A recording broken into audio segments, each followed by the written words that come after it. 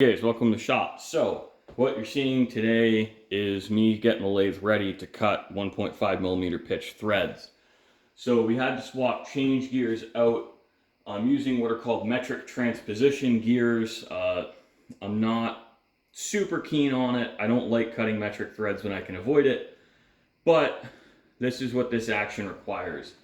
And I'd rather cut metric threads than what I've seen some guys do is they'll take these receivers and they'll open this up to take the same barrel tenon as off a Remington 700, or you can't see the receiver. They'll open these up. Right now it's smaller. The reason I think that that's pretty stupid is those are all cut in one setup on a lathe, or really probably a 5-axis mill turn.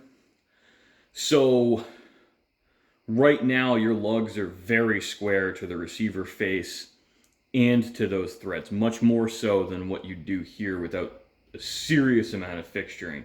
Very few people can put their money where their mouth is and actually do better than the factory on these actions. I know a million people in the comments. I'm sure there's some old miserable toolmaker who's going to say, I can do a better job. And maybe you can, but very few people can.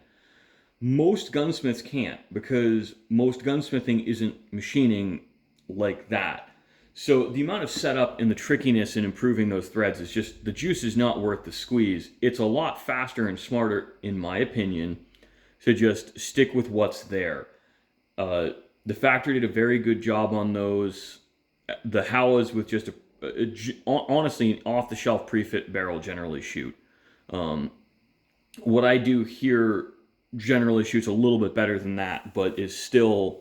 The action's not the weak point. The weak point here is going to be how well fit the barrel is to the action and how good your head spacing is. We'll show you and talk about some steps we have to take to do our best work there. But first things first, we got to finish setting up the machine. So the cover's off. I put the new change gears on. Now I have my centers in. I do this between dead centers. Dead centers generally will give me a better alignment than a live center, because what I'm going for here is alignment between the center line of that spindle on the tailstock and the headstock here. I want those to be as square as possible for when I'm reaming. I don't really care what it'll do if I'm, turning between centers. And depending on which live center, I need a different amount of offset in the tailstock anyway, so we're just not going to fiddle fart with that. But just for safety reasons, I always run the lathe with this cover on.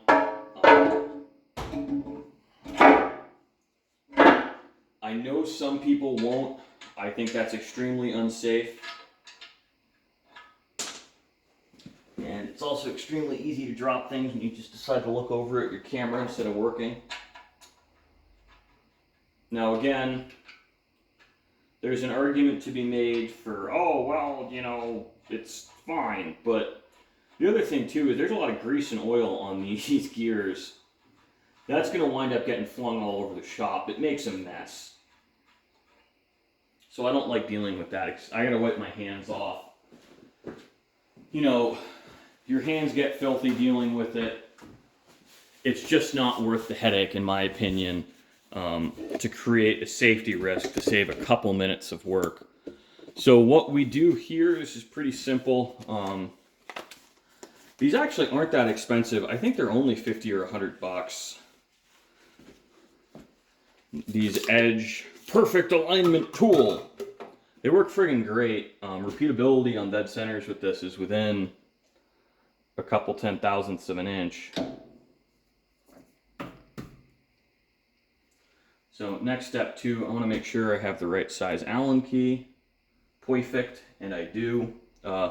You can do this with one. It's easier with two. I'm going to do it with one because I can, and I don't feel like going on an adventure looking for things. So actually what we'll do here is I'm just going to pitch this up so the camera can see it.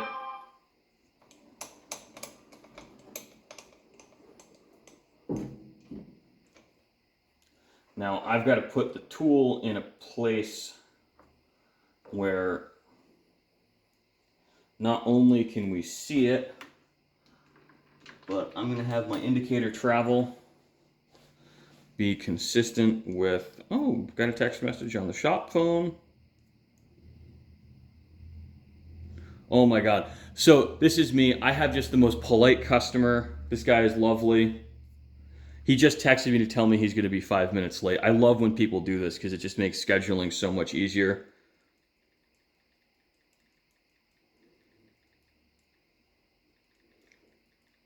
Yeah, and it's hard to talk and type. But yeah, I mean, that's pretty friggin' nice. I love it when people take the time to let you know what's going on.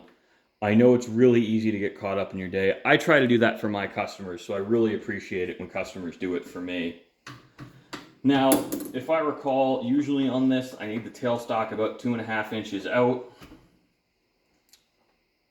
so that I can have enough clearance when we crank over. So I set 0 on the headstock end because we do our movements at the tailstock end. And we're actually not bad. So we're about 0.8 off.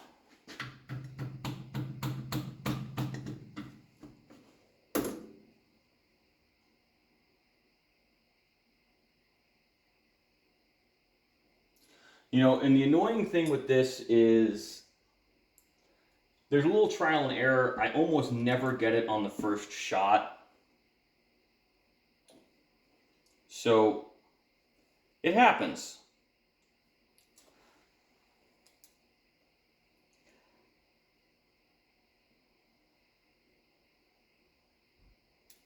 What I like to do on this is just get it close.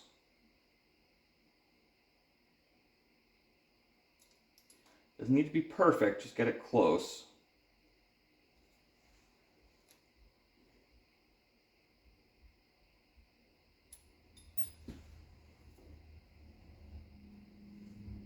So here's actually something really cool. I don't know, you can't really read the indicator that well, but as soon as I clamped up, we're on 0. So that makes me think we're pretty close on our first try. But again, doesn't matter. We've got to check. You know, trust but verify, right, guys? So we're about 1/10 off on this end. Close enough. And that's something to remember.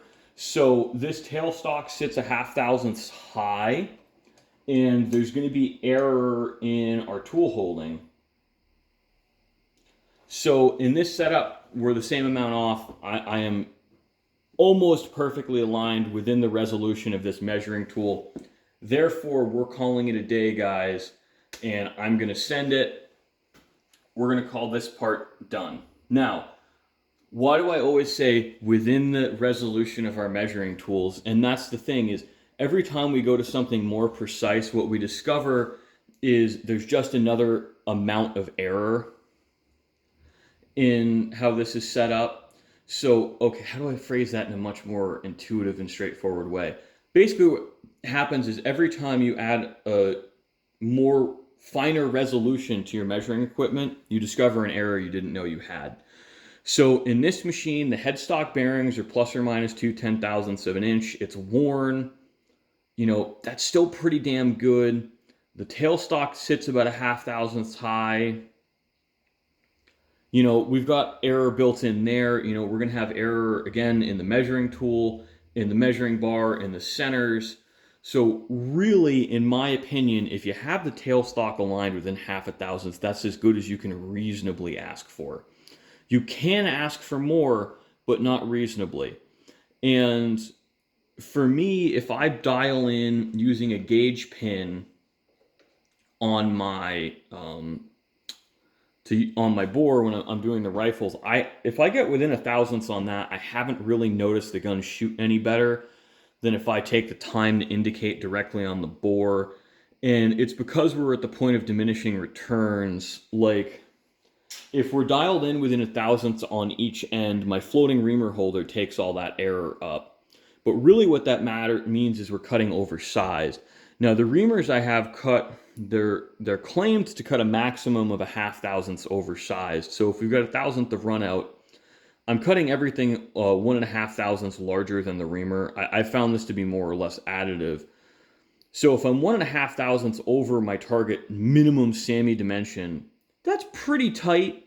Now, you should be able to use all off-the-shelf ammunition, but it's generally speaking a tighter chamber than most factory rifles. But really, that straightness matters because if we're dialed in with a thousandths of run out on each end, assuming they're cocked like this, exactly 180 degrees, which is not necessarily the case, you're usually, somewhere between 0 and 180 degrees. When you think about it, if I'm doing that over 16 inches, say, which is the shortest barrels I chamber here, that works out to be, a 10,000ths of an inch. So really you're in the micron range. That angular error kind of doesn't matter because, you're 10,000ths of an inch total error across the length of that barrel, but you're like millionths of an inch off in misalignment when you're looking from your chamber to your rifling.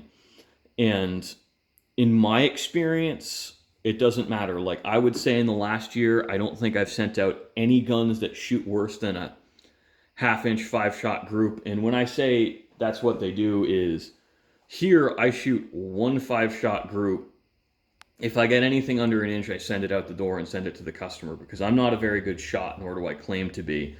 So for me to shoot a 1-inch group with a rifle, anyone who's competent is going to do better. I'm not a precision shooter. I'm a gunsmith. It's a different skill set, and I don't claim to be a high precision target shooter. I'm a better than average shot, but I'm not better than my average customer who's paying me to do this work because the kind of person who pays me to do this work tends to shoot a lot. So they really know what they're doing. And I don't have those people coming back to me and complaining, so I assume I'm doing a good enough job. So thanks for watching, guys. I hope you enjoyed. I kind of hope this gives you a little bit of insight into the philosophy of doing this and understanding your tolerances, and sort of with a little bit of time and effort in this, you do start to learn what matters and what doesn't.